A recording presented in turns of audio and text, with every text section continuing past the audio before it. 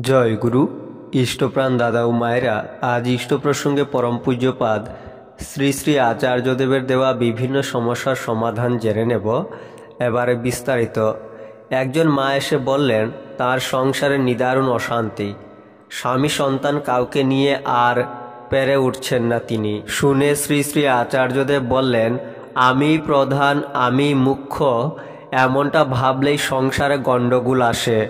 সন্তানের জেদের জয়ডঙ্কা বাড়িয়ে আরও জেদ বাড়িয়ে দেন বাবা মাই। বাড়িতে আত্মীয় স্বজন বন্ধুবান্ধব এলেই বলছেন, ওর যা রাগ না, রেগে গেলে খাবার থালা বাসনপত্রও ছুঁড়ে মারে। সন্তান মনে মনে ভাবছে, এটা বুঝি তার চরিত্রের প্লাস পয়েন্ট। স্বামী স্ত্রীর মধ্যেও কেউ যদি উচ্চস্বরে তর্ক করেন, জেদ দেখান, তখন অন্যজনকে চুপ করে থাকতে হয়। নিন্দা হলেও তাই। বেশি কথা বলে বোঝাতে যেও না, তখন নিজেকে সাপোর্টও দিও না, বরং রাগকে তুচ্ছ করতে শেখো। স্বামী তোমার একান্ত, তাকে আদর্শে আপ্রাণ করে তোলাই তোমার সাধনা।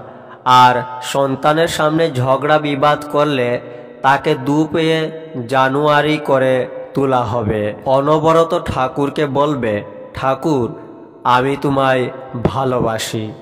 তার কাছে কিছু চাইতে নেই, বরং আমার জীবন, আমার উপার্জন, আমার ঘর, আমার বাড়ি, স্বামী সন্তান সব তোমার জন্য ঠাকুর।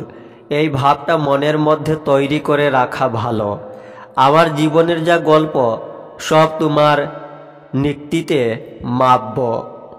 ওটাই বিচার, ওটাই বুদ্ধি, তাহলেই ডানা মেলে উড়তে পারবি জীবনে। তথ্যগুলি আলোচনা চৈত্র 1431 হইতে সংগৃহীত। জয় গুরু।